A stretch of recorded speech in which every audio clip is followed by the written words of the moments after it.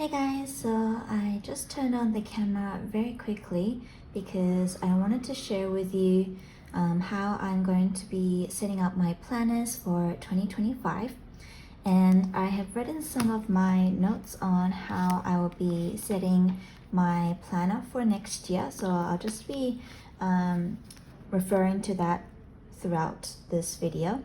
But basically, before we start, I wanted to also go through a review of how I've been using my daily planner, which is my traveler's notebook, passport, and how I've been using my language journal this year.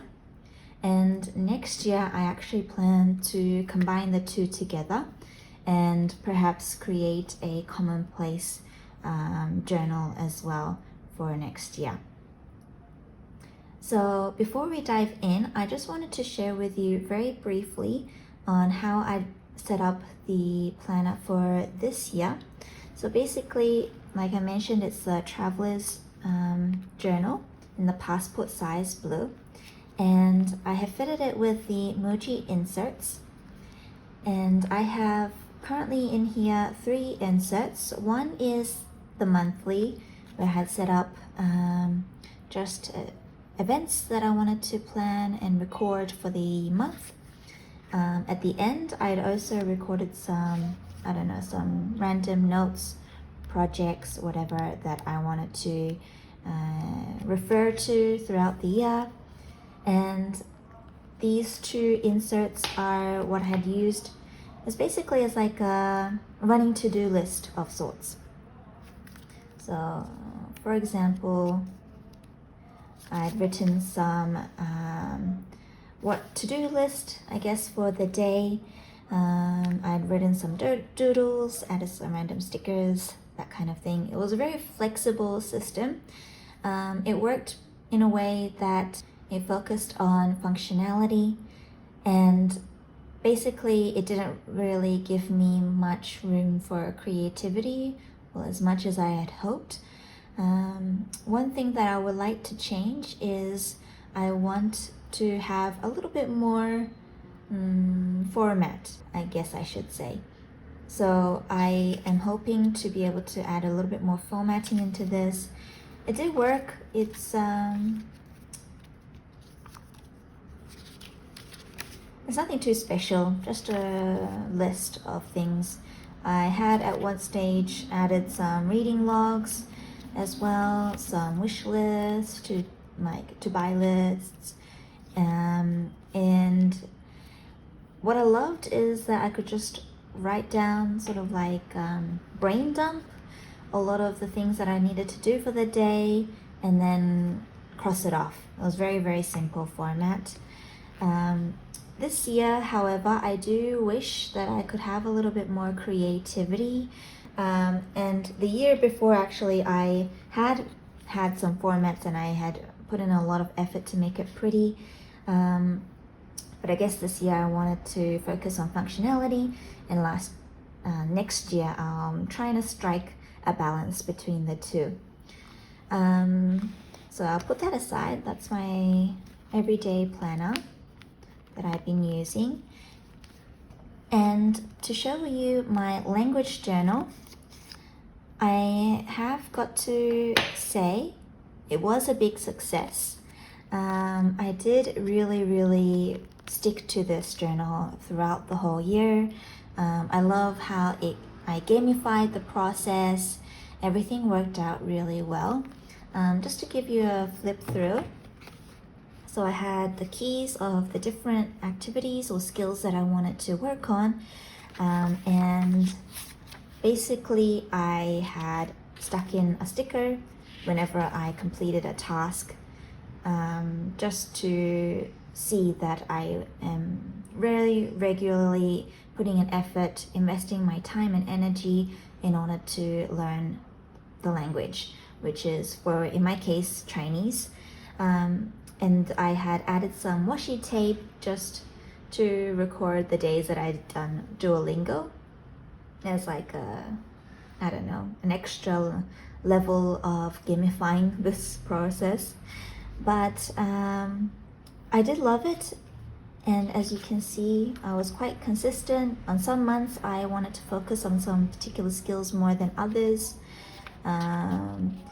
I written down some activities that I had done that didn't really relate to any of the skills in the key, but still involved some level of practicing the language, so that I would write that in there as well. I made sure to record the focus of the month. I tallied up the different skills that I had practiced. I'd also written a Duolingo as well. And then I've written up a review for the month, just to journal a little bit about the process. Overall, it was really nice. It's really nice to look back into. It's very simple.